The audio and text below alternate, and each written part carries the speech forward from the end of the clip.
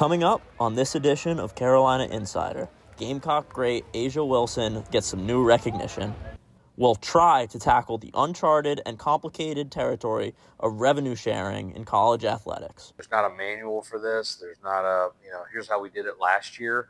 But first, two teams find success right off the bat. Carolina Insider starts now.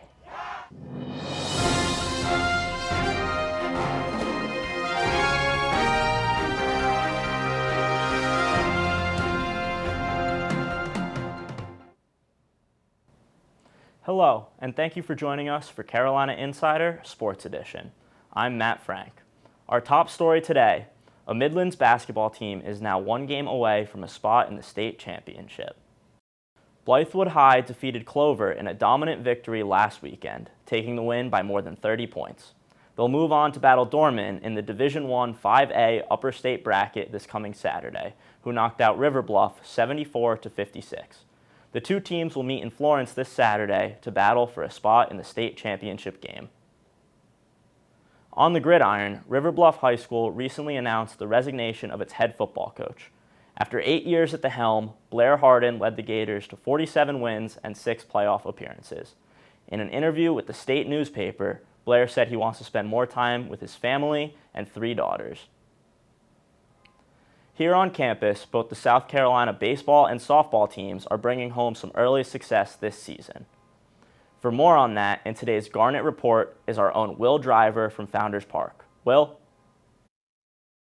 I'm here at Founders Park where the Gamecocks are coming off of a hot start to the year. However, baseball is not the only team with a hot start. The softball team is off to one of the best starts in program history. Both teams are coming off underperforming years and are looking to make noise with 2 new head coaches. Paul Maneri and Ashley Chastain have brought a newfound sense of hope to the program since their hiring. Explosive bats have been the story this far for both teams. Softball is coming off a streak of 9 consecutive run rule victories, while baseball is averaging almost 8 runs a game. A new buzz can be felt not only from the team, but fans as well. Both teams will look to keep the momentum going this weekend, as softball travels to take on Duke in a 3-game series, while baseball will take on the Clemson Tigers in a 3-game series this weekend, including a home game on Sunday. Next week, I'll be back with more concerning the new head coach of the baseball team. Thanks, Will. From the Carolinas to the West Coast, athletic programs across the country are gearing up for a change. Starting next academic year, Power 5 conferences will begin sharing revenue with their players. But what that will look like is still very much up in the air. I set out around campus to try to find some answers. A settlement in the House versus NCAA case will be bringing large changes to collegiate athletics. Universities will soon be allowed to pay athletes directly through revenue sharing. For schools like the University of South Carolina and other Power 4 institutions, it is estimated that they will have $20.5 million annually to spend on their athletic rosters.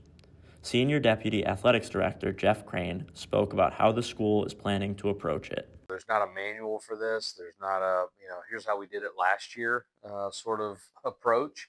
So we're learning as we go. Initial estimates project 75% of the revenue to be spent on football, 15% on men's basketball, 5% on women's basketball, with the final 5% marked for baseball and other. Jordan Kay of the state newspaper talked about the current revenue breakdown of the USC athletic department.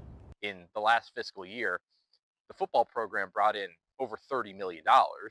The men's basketball program brought in just over $5 million. And then every other program on campus, including women's basketball, despite winning a national championship, lost money.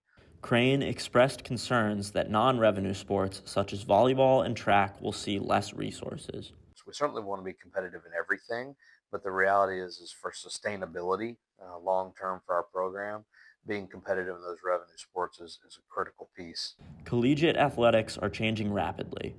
While it is certain that schools will soon be able to pay student athletes, many questions have yet to be answered. In a recent newsletter, USC's new athletics director, Jeremiah Donati, says he expects the initial cap for players to be in the neighborhood of $20 million and rise over time. Right now, he says the athletic department hasn't budgeted for the expense, but the university is currently working to find solutions and come up with that money. Gamecock great Asia Wilson is getting a lot of love from the national press these days. Earlier this month, Wilson returned to Colonial Life Arena for the retirement of her jersey number. Now, just a few weeks later, she is receiving national praise for her impressive resume as she was recently announced as one of Time Magazine's Women of the Year. In 2017, Wilson was awarded Most Outstanding Player after she led the Gamecocks to their first NCAA national title. Wilson's other accolades include 2 Olympic gold medals, 2 WNBA championships, and a New York Times best-selling book. We'll wrap it up today with some of the upcoming sporting events in the Columbia area. Gamecock women's tennis looks for its first conference win of the season over Florida at the Carolina Tennis Center tomorrow at 3 p.m. South Carolina men's soccer kick off their spring schedule at Stone Stadium. That's at 4 p.m. Admission to the game is free for everyone. Finally, if you haven't had a chance to see them in person yet, this Sunday might be your last chance. Gamecock women's basketball will close out their regular season at Colonial Life Arena against Kentucky at 2 p.m. That's it for this edition of Carolina Insider, a student production here in the Kennedy Greenhouse studio in the School of Journalism and Mass Communications. Thank you for joining us. We'll see you back here tomorrow.